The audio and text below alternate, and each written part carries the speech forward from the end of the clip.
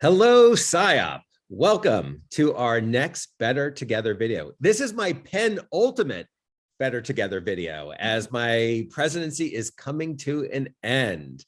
So I am so thrilled to be joined by two people who are giving so much to SIOP. We have Whitney Botsford Morgan, who is our conference chair. We have Richard Landers, who's our program chair. And so we're going to talk about the conference, which I'm just so excited about. The first question is the obvious one. Are we going to be in person? And how is this COVID thing affecting our conference processes? Whitney, you want to kick us off? Sure. So it's important to share that both conference committee and the executive board met in January, and we continue to plan for the in-person event with the virtual offering for anyone who can't join us in Seattle. Now, obviously, as the pandemic enters new stages, we will continue to monitor, but I just want to reiterate that it's really important that we provide a safe and fun event for all of our attendees.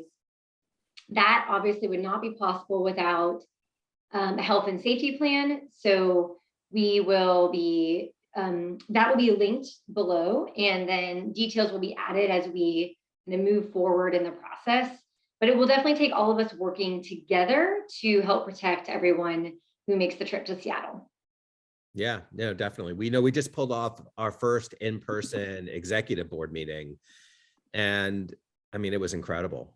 It was just so nice to get back together, work together, learn together, do all kinds of things. It was really wonderful. So great news. I'm happy to hear that.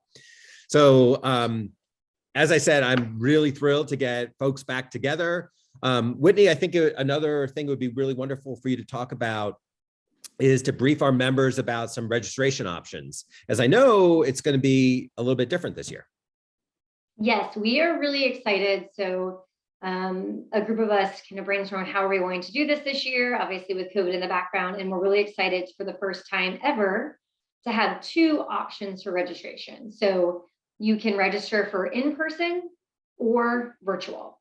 And both options offer live interaction, perhaps obviously on the in-person side, but live interaction and networking in the virtual. And Richard's going to say more about that later, so I won't say too much now, other than to note that the in-person registration is perhaps kind of all-encompassing, or kind of a complete experience in that you have the in-person and then also all of the virtual offerings available to you. Whereas if you select the virtual offering or virtual registration, you have a subset of the conference offerings available to you.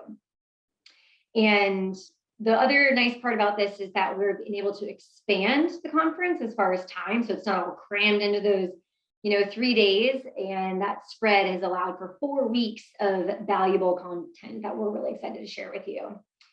And I should also plug real fast that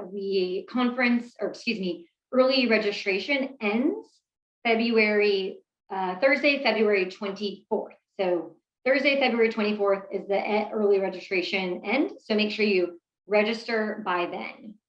Okay.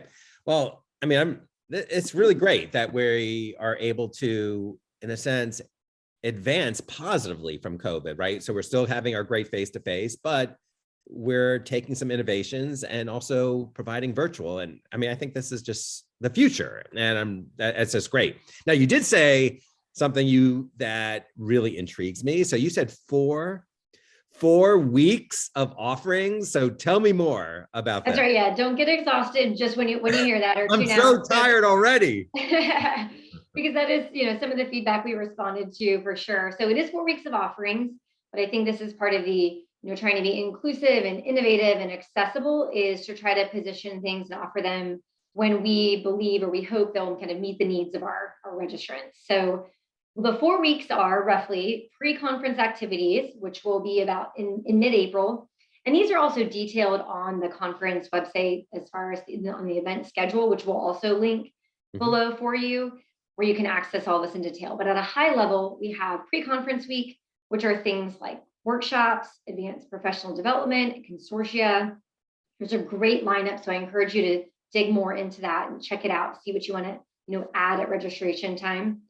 Then we move into conference week 1, which will be completely virtual.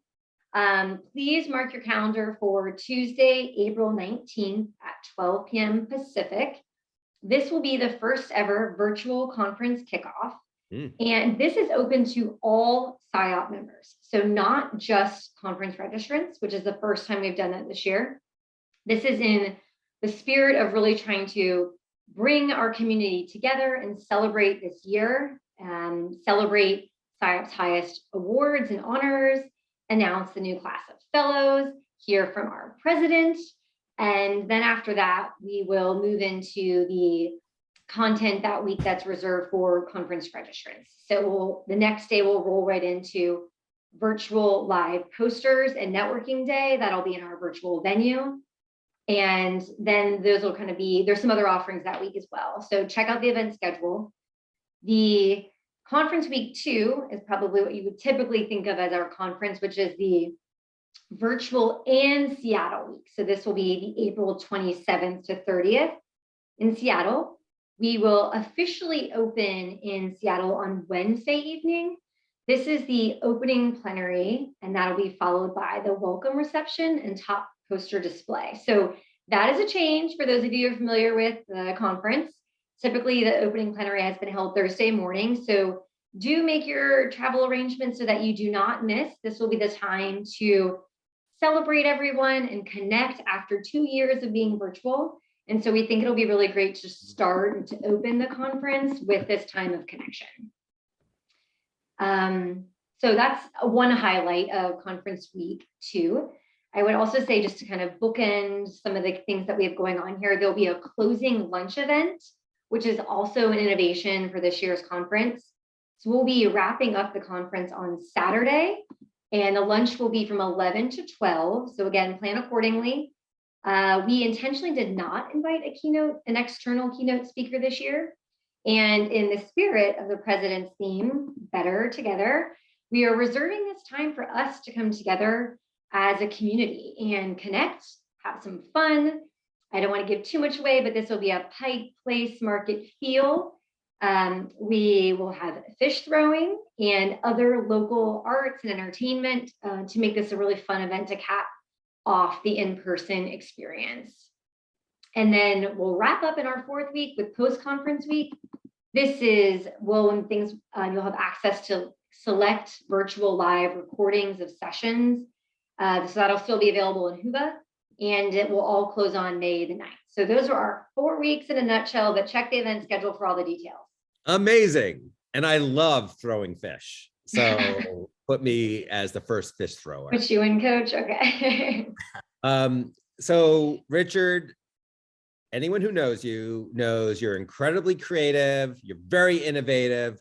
So have you basically taken the entire SIOP program and trashed it all, and we're not going to recognize anything? So tell us about the SIOP program. How different will it be, et cetera? Yeah, we thought about it. It was if any year was going to be blue sky, this was going to be that year. But in the end, we did decide that it was really important to try to bring as much of that kind of classic SIOP feel. I think a lot of people are really hungry to go back to normalcy, whatever that might mean. So we try to keep things as similar as possible while also expanding the program in ways to improve accessibility and improve the quality of what we can do in this kind of mixed virtual environment. So we have all the same sorts of sessions as historically in our peer review program. We have our panels and symposia and all the classics. And we also have the same curated program that we've had before, which I guess I'll come back to in a minute. We did try to split the curated content, the stuff that SIOP organizes, roughly the same as we saw between virtual and in person, roughly the same as we saw in the submission rates. We got about 25% virtual kind of content across both formats. Even with the virtual part being smaller, we did want to make sure that the virtual attendees got kind of that full flavor of SIOP. So we are doing a few things to bring the in-person experience online. So all of our posters are being presented both virtually and in person, which is, or it can be, which is a big change, and some more information will be coming out about that in not too long. The virtual posters also have these accompanying virtual networking sessions, which is a new thing we can do because of the virtual format. So be tying these networking sessions to the content of poster sessions, which is really neat.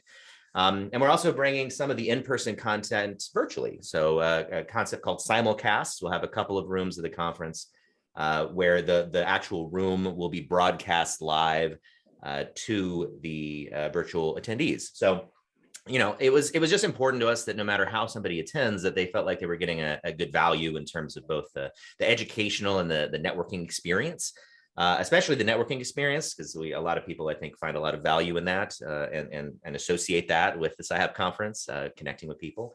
Wanted people to feel valued. So, you know, even though they only get a subset of the content, if you're a virtual registrant, it's, you know, we still viewed virtual attendance as being a critical way, a central way to attend the conference. And we planned a lot around it and put a lot of attention toward making it a good experience. So even though it's different, still should be a very fulfilling experience, we hope.